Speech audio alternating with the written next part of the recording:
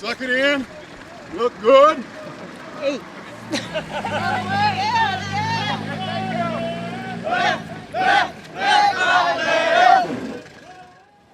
But let me say thank you for coming out. This is a great day. It's a historical day for freedom. 6 January 1944. I'm sorry, 6 June 1944. 69 years ago, the invasion of Normandy by many of our guardsmen and women. Right, that time mostly men, but today, if it happened, it would be men and women. And it says a lot about who we are as a guard, that we always step up to the challenge. Whether we're being called by the governor, we're there. If we're called by the president, we're there. Spent the last few days, actually the last couple of weeks, traveling around and seeing some of the great work that our National Guard can do, and they can only do it because of what you do at the Army Guard Readiness Center, the Air Guard Readiness Center, and the National Guard Bureau. And I went out to Moore, Oklahoma a week ago and walked the grounds with Governor Fallon and General Deering and shook hands with guardsmen and first responders, fire and police. Talked to families that had lost their homes there. But every one of them couldn't say enough great things about the National Guard coming in there. And again, it's because of the resourcing that you all provide.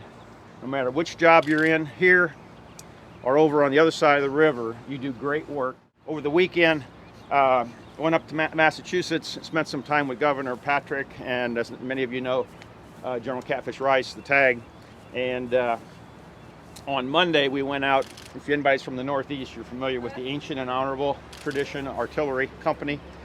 And in their formation, this is a military organization in state status that dates back to 1638.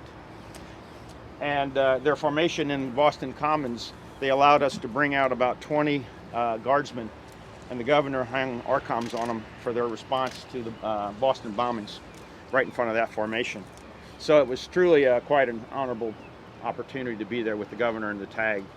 And I'll tell you one other thing, which is very historic and says a lot about where we're heading in the military, is that the Ancient and Honorables, there's about 370 members. And again, they date back to 1638. Their mission at the time, which we date back to 1636, their mission was to stand up a military force in the small colonies, and then they actually deployed back to Europe, back to England, eventually came back, and up till 100 years ago, they were training the Massachusetts officers.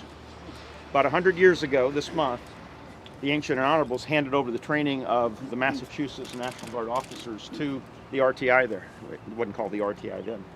What was very interesting, though, at this session last weekend, the first time they swore in 3 females into their unit. First time since 1638. All 3 females are guard women. Pretty fascinating. So, you know, I always tell folks I got the greatest job in the world because I get to go out and represent 470,000 Air and Army Guardsmen, and it's the best part of the job. So thanks for coming out. We're going to try to do this every so often, just to get together. We'll try to embarrass the Army to send more people next time, but for the Army folks that come today, you're off the rest of the day. No. Thanks again.